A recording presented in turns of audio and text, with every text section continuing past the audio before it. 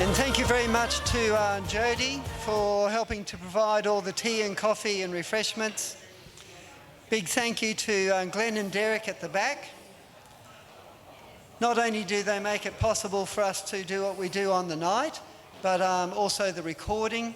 So thank you very much, Glenn and Derek. They put a lot of work. And over to Bill. Thank you very much, John. And good evening, ladies and gentlemen. My name's Bill Robertson. Thank you for coming along to listen to my talk. I've prepared something tonight about the nature and origin of consciousness, proof of the supernatural. There's a classic dilemma. It's known as the mind-body problem. And it asks, does the mind exist solely within nature, just as the body does? Or is the mind more than matter? I'll ask the question again.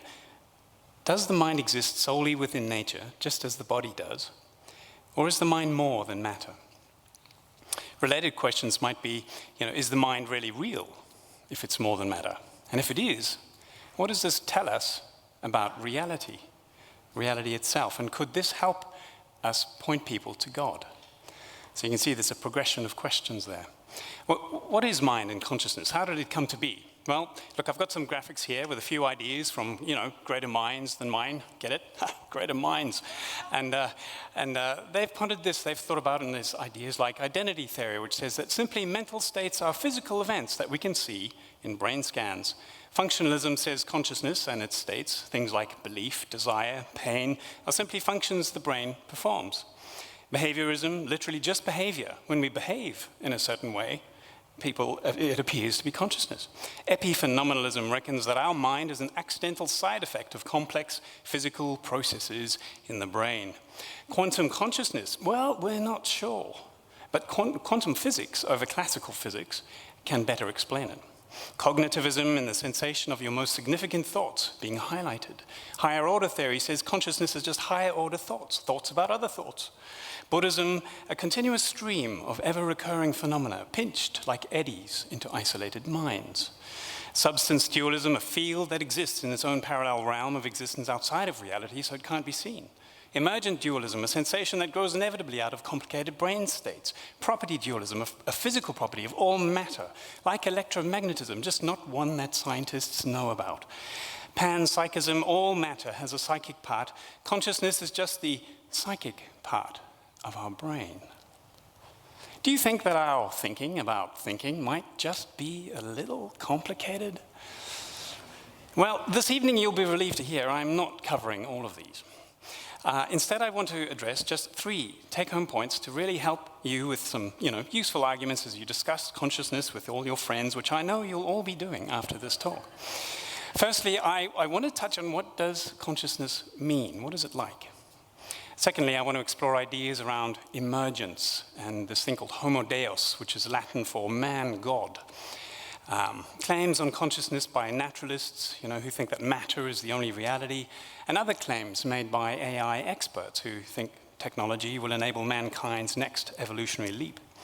My goal is to show you the inadequacy and implausibility of consciousness arising by sheer physics, programming, and technology alone. Third and lastly, imago Dei, the image of God. That is the biblical perspective. My goal is to show the evidence that points to the essentially spiritual origin of the non-physical reality that we call consciousness. So, firstly, what does consciousness mean? What is it like? Whenever we use common sense words to try and describe consciousness, the mind, we find each one loaded with its own meaning, and each one needs further unpacking. For example, Wikipedia has a quick and cute definition. Consciousness is, at its simplest, sentience, or awareness of self and the environment. I liked how Dr. Veer Kumar expands on this. Consciousness is the awareness of environmental and cognitive events such as sights, sounds of the world, as well as one's own memories, thoughts, feelings, and bodily sensations. Now, look, every night when we go to sleep, we all have the experience of losing our consciousness, right? Losing our awareness of self and the environment. You ever thought about that? Some of us with a more colorful history may also know something about this if we've ever been knocked out in a fight or a car crash, or we've ever passed out after getting blind drunk using alcohol at a party, or we overdose on drugs. Anybody got any? No, don't answer that. So we all know that abuses of chemicals and physics can impact our consciousness. But are these indicators that chemistry and physics is all that's at work? You know, when people die, sure, they lose their consciousness, but death is so much more than merely going to sleep, right? You know, if you think of the body of someone who died just a second ago, all the material that goes to make up a human being is still there. But the person's no longer alive. Not only are they not conscious, they're not there at all. So it can appear on the surface that body and soul are one and the same thing if physics and chemistry can impact our consciousness, our soul.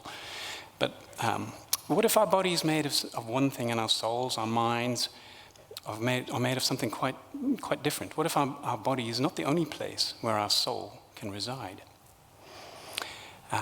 So what is sentience actually like? Well, look, here's a few ideas. We notice mental states have at least 4 non-physical features. For a start, there's this raw, qualitative feel about what it is like in mental states, like, you know, a pain, like having a toothache. There's intentionality, or there's being, there's aboutness, right, which is directed toward an object, a thought about the moon, you know, or your income taxes, or whatever it is. There's mental states that they're inner, they're private, they're immediate to the subject having them. For example, that feeling of affection you might have for someone, or beliefs that you hold, right? And that mental states in general, they can't be described using physical language. For example, in terms of size or location, we don't talk about my 10 kg thought over here and your 20 kg pile of thoughts over there, right? We don't use language like that, do we? So what language do we use? Well, we use words like, you know, rationality, personality, character, volition, will, morality, conscience, identity, personhood, agency, responsibility, culpability, heart, soul, cognition, capability, memories, perceptions, thoughts, beliefs, feelings, emotions, hopes, dreams, your senses, on and on it goes. The more words we use to try and describe the mind in all its fullness, the more words we need to explain the words we just used. And the challenge of all this just becomes a receding horizon, right? Throughout history, our frail and finite efforts to understand understanding appear to get teasingly closer, and yet we never really nail down this vital essence of what we are as humans, what consciousness is. Yet all this complexity and mystery does give us vital clues about the full nature of reality. You know, reality itself, the universe in which we find ourselves. This in turn reveals much about the nature of God, who's the ultimate reality at the back of all things. So before I continue, I should really give credit to several references that I've drawn from that are detailed in this slide, which I'm going to commend to your future reading, and I'm not going to dwell on this, but it's there for your reference if you wish. But to recap, you know, we've covered just a little bit really about what consciousness means and what it's like. Now I want to talk a little bit about the ideas of naturalists and AI experts. See, naturalists believe that matter is the only reality, which is a philosophical commitment or a philosophical view known as monism. Monism means all is one. Since this view of the cosmos allows only for the existence of matter, the mind must somehow be a strictly physical phenomenon. No distinction of any kind is made between, you know, mind and brain in all of its material-only operations. So you get Francis Crick. We've been talking about DNA just before. He's the world-renowned biologist and geneticist, and he's the co-discoverer of the DNA molecule. You know, you'd think he'd know better. Stated in 1994 this, he said, your joys, your sorrows, your memories and ambitions, your sense of personal identity and free will are in fact no more than the behavior of a vast assembly of nerve cells and their associated molecules. For naturalists, therefore, the mind is simply a manifestation of the brain, just an extension of the natural world. And it's easily explainable in purely physical terms. According to monism, the amazingly complex human mind is simply the result of the evolutionary processes. We have humanist philosopher Corliss Lamont, who says that naturalistic humanism takes the view that the material universe came first, and that mind emerged in the animal man after some 2 billion years of biological evolution upon this material Earth. Well, let's look at this word, emerged. The argument goes that before consciousness appeared, the universe contained nothing but aggregates of particles, waves, standing in fields of forces, right? The naturalistic emergence story of the cosmos evolution involves the physical rearrangement of atomic parts into increasingly complex structures according to natural law. Now you have to remember, nature and matter is brute, it's mechanical, physical stuff. In general, chemical reactions, they don't produce consciousness. Some say they do in the brain, yet brains seem like other parts of organisms' bodies. All body parts are just collections of cells, totally describable in physical terms, right? So the $6 million question is, how can like causes produce radically different effects? Why can't thoughts or hopes or dreams emerge from my arm or my leg? They're made of the same kinds of cells as my brain is made of, right? So no, what we observe is that from the physical, by means of the physical, only the physical can come. The Christian philosopher J.P. Moreland reflects that under these limitations, the appearance of mind is utterly unpredictable and inexplicable. This radical discontinuity seems like a rupture in the natural world. It will not do to claim that consciousness simply emerged from matter when it reached a certain level of complexity, because emergence is just a label for, it's not an explanation of the phenomena to be explained. It's not enough to merely use the word emergence like some magical, it emerged. Well, but to give an idea of how deep and wide and troubled the problems are with the monist view of the brain as mind idea, I wanted to share a quick TED-Ed video. It's a talk done in 2019 by a fellow called Michael Graziano. It raises interesting questions and challenges under the heading, how close are we to uploading our minds? In other words, how close are we to putting our minds onto a computer or onto the internet? All right, so have a look at this video if we can fire that up. Thank you, Derek. Imagine a future where nobody dies. Instead, our minds are uploaded to a digital world. They might live on in a realistic simulated environment with avatar bodies and could still call in and contribute to the biological world. Mind uploading has powerful appeal, but what would it actually take to scan a person's brain and upload their mind? The main challenges are scanning a brain in enough detail to capture the mind and perfectly recreating that detail artificially. But first, we have to know what to scan. The human brain contains about 86 billion neurons, connected by at least 100 trillion synapses. The pattern of connectivity among the brain's neurons, that is, all of the neurons and all their connections to each other, is called the connectome. We haven't yet mapped the connectome, and there's also a lot more to neural signaling. There are hundreds, possibly thousands of different kinds of connections, or synapses. Each functions in a slightly different way. Some work faster, some slower. Some grow or shrink rapidly in the process of learning. Some are more stable over time. And beyond the trillions of precise one-to-one connections between neurons, some neurons also spray out neurotransmitters that affect many other neurons at once. All of these different kinds of interactions would need to be mapped in order to copy a person's mind.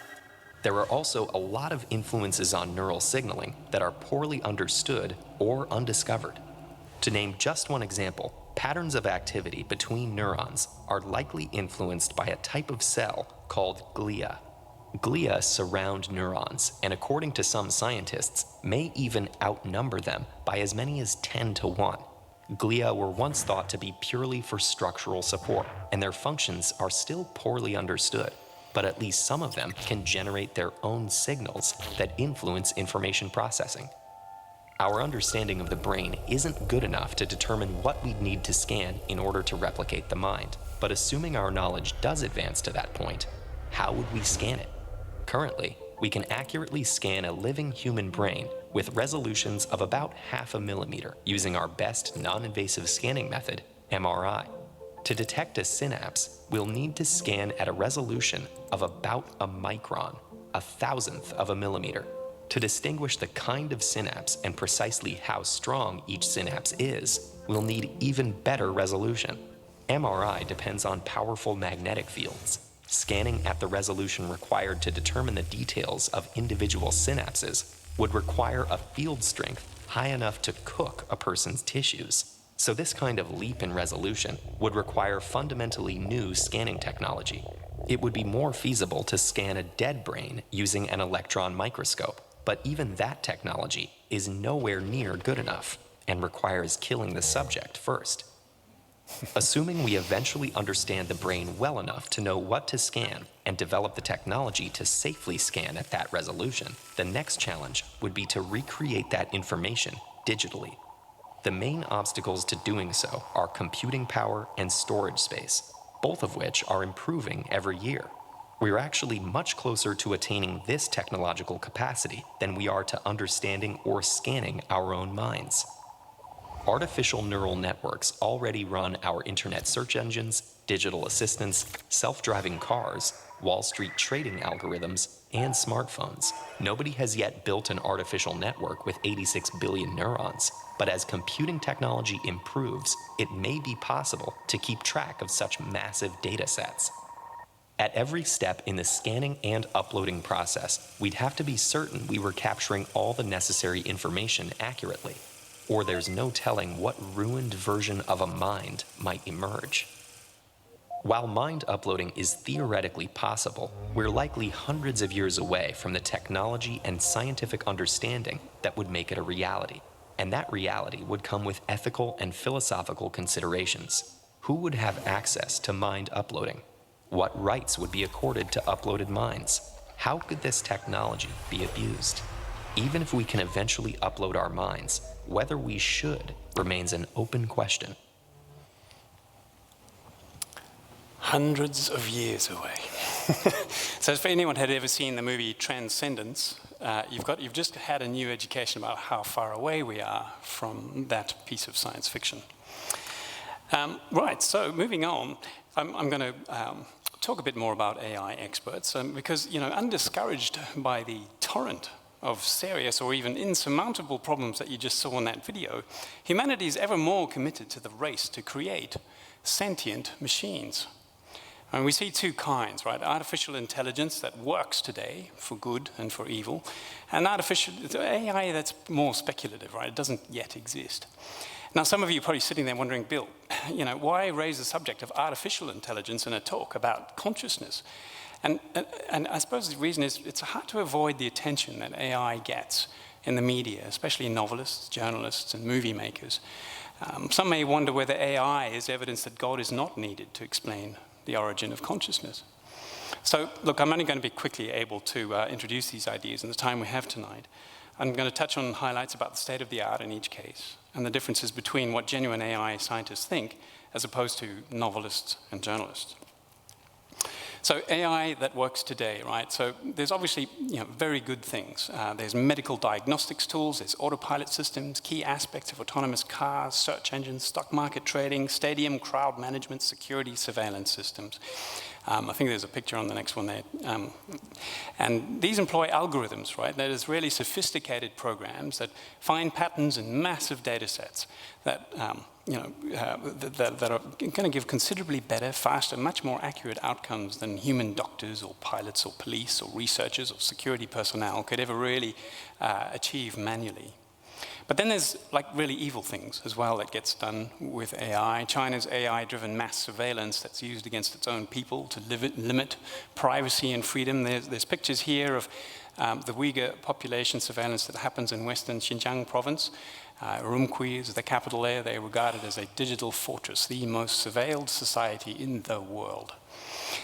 And but yeah, moving on. In April 2018, there were some TED Talks that got held in Vancouver, and physicist and cosmologist Max Tegmark, president of the Future of Life Institute at MIT, he made this rather grandiose statement. He said, "In creating AI, we are birthing a new form of life with unlimited potential for good or ill."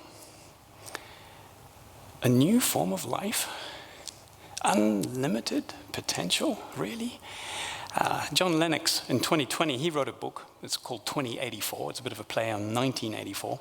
And here he retorts, how much science lies behind this statement is another matter entirely, since to date, all AI and machine learning algorithms are, to quote the neat phrase of Rosalind Picard, no more alive than Microsoft Word. Look how alive that looks to you. Really what I have next is a diagram that really shows the three-stage progression that proponents of AI would have us believe. The first stage is machine learning at stage 1, artificial narrow intelligence, ANI, right, that specializes in one area to solve one problem. For example, this is where chatbots like Apple's Siri, Amazon's Alexa, Microsoft's Cortana belong, right? They chat, they answer questions, arguably in a manner that makes you feel like you're in a conversation when you're really not.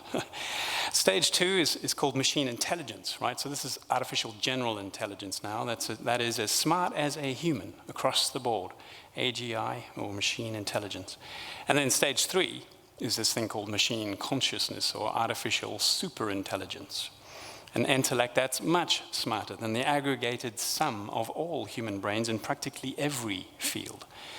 When this arises, it's going to be called the singularity. It's going to be the last invention humans ever make before the machines take over. But contrary to Max Tegmark's comments about AI birthing new forms of life with unlimited potential, what we've really birthed and may ever birth is narrow AI. No matter how much we humans generously credit all this technology with human-like terms like, machine learning or artificial intelligence or, machine consciousness, we need to remember all we're talking about is narrow AI, coded algorithms applied to discover patterns found in petabytes of data seriously quickly. That's it. Now, look, so we know we're close here to talking about conscious entities such as artificial general intelligence, the sort of intelligence you would find in a newborn baby. A blank slate mind has far, far more capability than any machine we've made.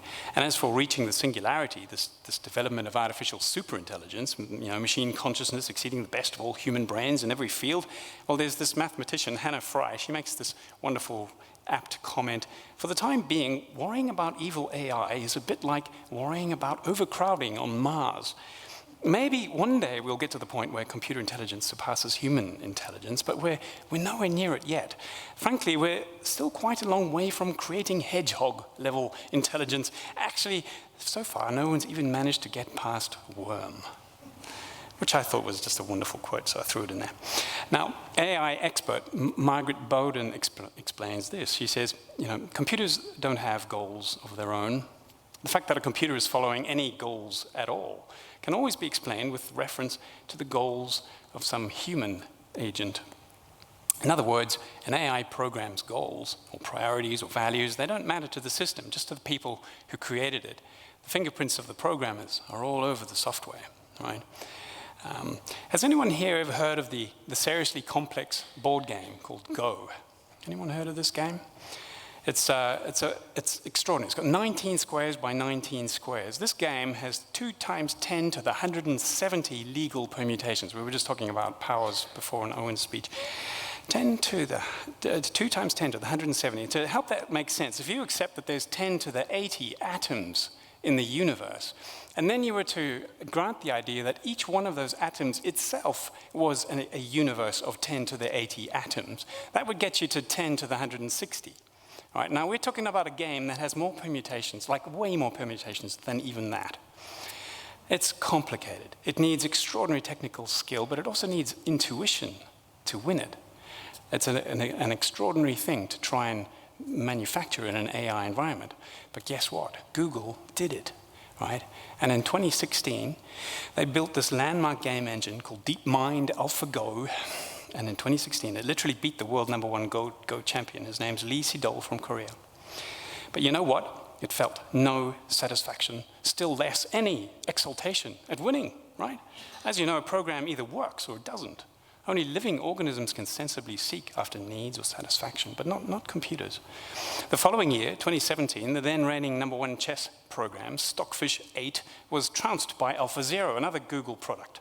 And you know what? Neither system cared. You can imagine two systems having it out on a chessboard, and no, they were not beset by disappointment or humiliation at all, right? However, Garry Kasparov, by contrast, when he was devastated when he was beaten at chess by IBM's Deep Blue back in 1997. Humans care, right? But these systems, they have no humanity about them at all. They just follow rules and patterns as they move black and white game pieces in a two-dimensional plane. That's not human intelligence. I mean, it's smart. It's no small thing to make that, but it's not human. So what you have is, John Lennox, he spelled out a very key fact here. It's one thing to say that the brain functions in certain ways like a computer. It's an entirely different thing to say that it's nothing but a computer. Simulation is not duplication. That's a very important observation. People get confused when they see computers doing extraordinary things, and they think they're looking at something that's going to beat us human minds. It's not the case. So I'm going to move on. We've covered the first two of our 3 take-home points, and now I want to cover the real focus of the talk, the biblical perspective. Thanks, Derek. I'm really focusing in here on imago Dei. So imago Dei is Latin for the image of God. It's a loaded term in biblical thought that requires a great deal of unpacking and careful understanding. It's drawn from Genesis 1:27. We were talking about Genesis 4, Owen, and we're back there again. So God created man in his own image, it says. In the image of God, he created him. Male and female, he created them. It's under no illusions. It's very clear. In this section, I want to quickly cover 2 arguments. That is the implausibility of the materialist position and why the biblical position is plausible. Some Christian thinkers see the materialist position that the mind is only a material phenomenon as irrational, and so the supernatural explanation must be the acceptable position. You think about it, if you can show just one thing being true of consciousness that is not true of matter or physical things, then the evolutionary story of human psychology is false. Lennox puts it this way. He says, Genesis tells us that when God created humans in his image, imago Dei, he created in us, in humanity, intelligence and consciousness together in one being, for he is himself like that, a conscious, intelligent being. However, God himself, who is spirit, links consciousness and intelligence together in a non-material being. The fact that God is spirit himself shows that neither consciousness nor intelligence necessarily depend on a material substrate. Imagine that. Now, I get it. That makes sense only if you know who God is and what he's like. But what if you don't yet know him, which may be the case for some here? Well, powerful arguments help someone considering Christianity to undermine the materialist commitment to a pure physics and chemistry-only worldview. To quote a modern AI scientist, one of the winners of the 2018 Turing Prize, Jan LeCun, who's the chief AI scientist at Facebook, right? So we're not talking about just anyone. He's a winner of the 2018 Turing Prize. It's basically like the Nobel Prize of computing, right? And he's quoted as saying this: whether we'll be able to use new methods to create human-level intelligence, well, there's probably another 50 mountains to climb, including ones we can't even see yet. We've only climbed the first mountain, maybe the second. This is Jan LeCun, Facebook top AI designer, top AI award winner, and he's certain we are nowhere near creating a conscious machine like anywhere close to a human. This provides a lot of needed perspective and balance between the reality and the hype of AI. To give examples of the sorts of mountains, I wanted to sort of pause on this for a minute. You can see Lady Justice there, and there's a heart. I'm going to talk about those. I want to give you a couple of ideas on the mountains faced by materialists. I think they could use machines to replicate human-level characteristics. I want you to consider the legal perspective. If humans were merely material, right, they could not be held accountable this year for a crime they committed last year because physical identity changes over time. Sounds strange, right? I'll explain. We are not the same people today that we were yesterday. Every day, we lose millions of microscopic particles. In fact, every 7 years or so, nearly every part of us, every atom of our physical anatomy changes, right? Did you know that? Every 7 years, every atom that makes you has changed. Now, this from a purely material perspective, the person who previously committed a crime is presently not the same person. Yet any criminal who tried to argue that in their defense in a court of law wouldn't get very far, would they? Legally and intuitively, we recognize sameness of soul that establishes personal identity over time. This doesn't depend on our mere physical or chemical makeup. Other mountains have to do with agency and morality. Our freedom of will presupposes that we are more than material robots. If I'm merely material, my choices, my actions, the words I speak are simply a function of genetic makeup and brain chemistry, right? Therefore, the words I'm speaking, the decisions are not free. They're fatalistically determined. This is called determinism. In such a worldview, I can't be held morally accountable for my actions, since reward and punishment only make sense if we have true freedom of will. But in a purely material world, reason itself is nothing more than a conditioned reflex. Moreover, the very concept of love is rendered meaningless. Rather than being an act of the will that's freely given, love is relegated to a robotic procedure that is fatalistically determined by physics, with apologies to Shakespeare, full of sound and fury signifying nothing, right? Now, this wasn't lost on physicist John Polkinghorne. He saw this. He was lamenting the reduction of mental events to mere physics and chemistry destroys meaning. And he was saying, look, thought is replaced by electrochemical neural events. And if you would imagine two such events, they can't confront each other. Two people having a conversation, well, it's just a bunch of electrochemical neural events. This isn't a rational discourse. They're neither right nor wrong. They simply happen. The world of rational discourse dissolves into the absurd chatter of firing synapses, which is, the junctions of nerves in our brains. Quite frankly, that can't be right, and none of us believes it to be so. We know we're having rational conversations with each other. We know that there's that there's ways of making sense and crediting that to each other. C.S. Lewis cuts to the heart of the materialist and naturalist dilemma, and he writes, the naturalists have been engaged in thinking about nature. They have not attended to the fact that they were thinking. The moment one attends to this, it's obvious that one's own thinking cannot be a merely natural event, and that therefore something other than nature exists. The supernatural is not remote and abstruse. It's a matter of daily and hourly experience, as intimate as breathing. You all sitting here listening to me right now are experiencing the supernatural. Extraordinary. The early verses of John 1 contain Christian metaphysics in a nutshell. In the beginning, it says, beginning of what? The beginning of the cosmos. In the beginning was the Word. Next slide.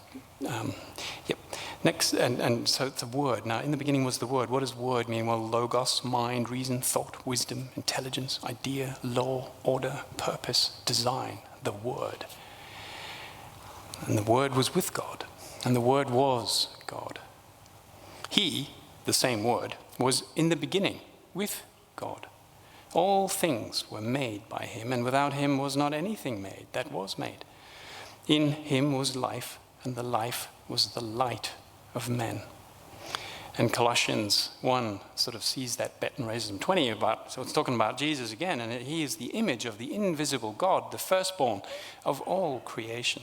For by him all things were created, in heaven and on earth, visible and invisible. Whether thrones or dominions or rulers or authorities, all things were created through him and for him. And he is before all things, and in him all things hold together. David Nobel goes on to show the flow of these passages, set out really the parameters of Christian philosophy. Mind before matter, God before man, plan and design before creation, life from life, enlightenment from the light. And that real reality is both visible and invisible. Any distinction between brain and mind implies a distinction about the whole order of things across all reality, the whole cosmos. Matter exists, and something other than matter exists. The supernaturalist believes that the mind or the consciousness exists as a separate entity from the purely physical. The universe did not produce intelligence. It was the intelligence of God, the Word, that produced the universe. Many Christian thinkers believe this distinction between the brain and mind is intuitively obvious. The Christian will believe that his mind is a reflection of the universal mind that created the universe, ex nihilo, from nothing. And Christians thus see the mind as an additional proof of the existence of the supernatural. This tells us God is primary and the universe is derivative. Matter is not the only reality, it's not even the prime reality. Spirit is primary.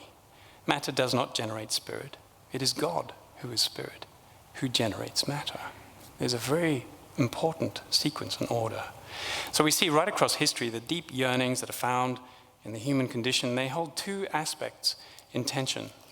On the one hand, it's right for us to aim for the stars, to make the best technologies we can, to fill the earth and to subdue it. This is the cultural mandate we find in Genesis 1:28. The Bible applauds human attainment. It affirms the status of every human being as made in the image of God, imago Dei, created by the Creator to rule and explore and curate this beautiful garden planet. That's the mandate we have. But that on the other hand, it's also right for us to admit our limitations, technologically, morally, and the many ways in which human prowess reaches its tragic limits. I've got a picture of Babylon there. Failing to acknowledge this is to fall in the trap of backing ourselves too much, of seeing ourselves as all-knowing gods. Contrary to atheist technologists and futurists who falsely claim there is no God to save us, we must save ourselves, there really is a God. In other words, the role of superintelligence has already been taken. I love that. That's John Lennox. No need for a singularity in the future or some artificial superintelligence. Christians have a living relationship right here, right now, with the real superintelligence who has total dominion over all reality, visible and invisible, right? And that this one true God has not left us without an answer to death, but has overcome death by the blood of his Son, Jesus Christ. You know, technologists like to think they can beat death as if it was just a technical problem. But the problem of death has been solved. And it didn't depend on humanity or technology at all. The singularity has already happened. God has stepped into human history at his infinite cost to do for us what we could never have expected, deserved, or ever done for ourselves. This is what the world-famous verses in John 3:16, 17 are all about. So in conclusion, my hope is that those hearing this talk now have some key take-home messages for those conversations you're all going to have. Consciousness is a mental event, not a material event. This explains the non-physical nature of personhood, such as identity, true freedom, and real love. Humanity bears the image of God, and it is God, the one true God, who is the true origin of all consciousness. The supernatural aspects of reality are no less real than the natural, material, observed world, despite the inability of mankind to make anything supernatural. Our inability to do that hardly removes from its reality. But these truths do point us to God and can be used to point others to God too.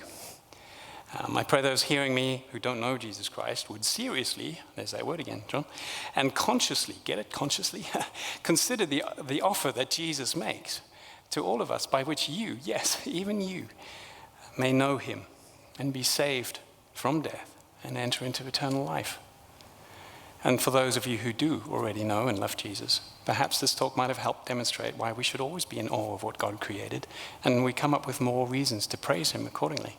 It should have shown you why it's not reasonable to believe that mere physics and chemistry accounts for all of what you think and feel, and that none of this happened by chance, but according to God's purposes and conscious intent for all of his good creation. Thank you.